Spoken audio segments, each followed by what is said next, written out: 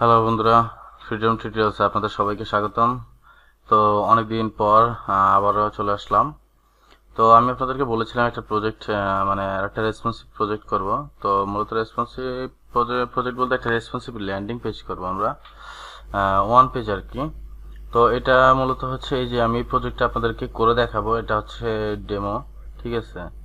তো এটা আমি এখনো রেসপন্সিভ করিনি, জাস্ট আমি এভাবে ফাইলটা মানে স্ট্রাকচারটা মানে ডিজাইনটা করে রেখেছি।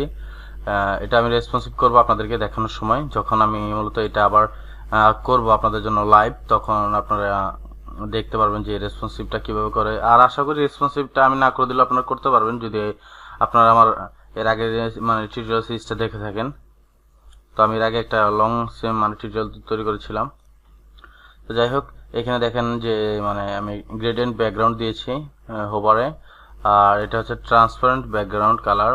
তো এগুলো যখন আমি মানে এটা করব মানে লাইভ, এটা আমি যখন আপনাদেরকে করে দেখাবো তখন আপনারা এগুলো মানে দেখতে পাবেন যে আমি এগুলো কিভাবে করেছি, বা যারা জানেন বা মানে যারা সিএসএস প্রপার্টি ব্যবহারটা বুঝেছেন তারা এগুলো ইজিলি করে ফেলতে পারবেন, কোনো সমস্যা নেই। তো এখন যেহেতু আমাদের এটা জাস্ট HTML এবং CSS, তো এখানে কোনো জাভাস্ক্রিপ্ট বা jQuery নেই। আমি যদি আপনাদেরকে এখানে একটু ক্লিক করে দেখাই যে অ্যাবাউট হচ্ছে এটা, তো অ্যাবাউট আমি জাস্ট কন্টাক্টে ক্লিক করি, তাহলে দেখবেন যে আমার এটা এই যে আমাকে সে কন্টাক্টে নিয়ে আসছে। তো এটা কি কারণে? এটা হচ্ছে আপনার এটাকে বলে স্ক্রল স্পাই। মানে যখন আপনি আপনি মানে এই মানে কোনো মেনুতে যখন ক্লিক করবেন, ঠিক আছে, মানে আপনি ধরেন এই যে এখানে একটা সেকশন তৈরি করেছেন যে পোর্টফোলিও, আপনি এখানে এই যে এই সার্ভিসের মধ্যে বা এই পোর্টফোলিওর মধ্যে আপনি যদি এই মনে করেন না যে পোর্টফোলিওটা অ্যাড করেন, তো এটা একটু মানে একটু ঝামেলা আছে, আমি আপনাদেরকে এটা করে দেখাবো। এখন যেটা হচ্ছে ধরেন স্ক্রল স্পাই বলতে মনে করেন বুট স্টেপে দেখা যায় না যে অনেক সময় বুট স্টেপ ওয়েবসাইটে যে আমরা যদি ক্লিক করি স্মুথলি সে স্ক্রল করে এই যে তার কন্ট্যাক্ট সেকশনে চলে আসে, ঠিক আছে।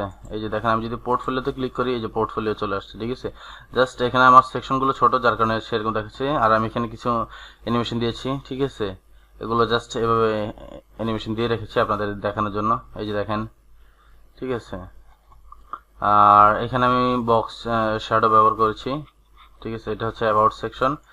নর্মালি আমি অ্যাবাউটে ক্লিক করলে এখানে এই যে দেখেন এক্স্যাক্টলি অ্যাবাউটটা সে এখানে দেখাচ্ছে, ঠিক আছে, টপে নিয়ে আসছে।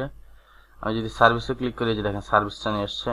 আমি যদি পোর্টফোলিওতে ক্লিক করি এই যে পোর্টফোলিও, কন্ট্যাক্টে ক্লিক করি এই যে কন্ট্যাক্ট নিয়ে আসছে, ঠিক আছে। তো আশা করি বুঝতে পেরেছেন। আর আমি এটা নিয়ে আরো বিস্তারিত আপনাদেরকে বলবো যখন আমি এটা লাইভ আপনাদেরকে করে দেখাবো।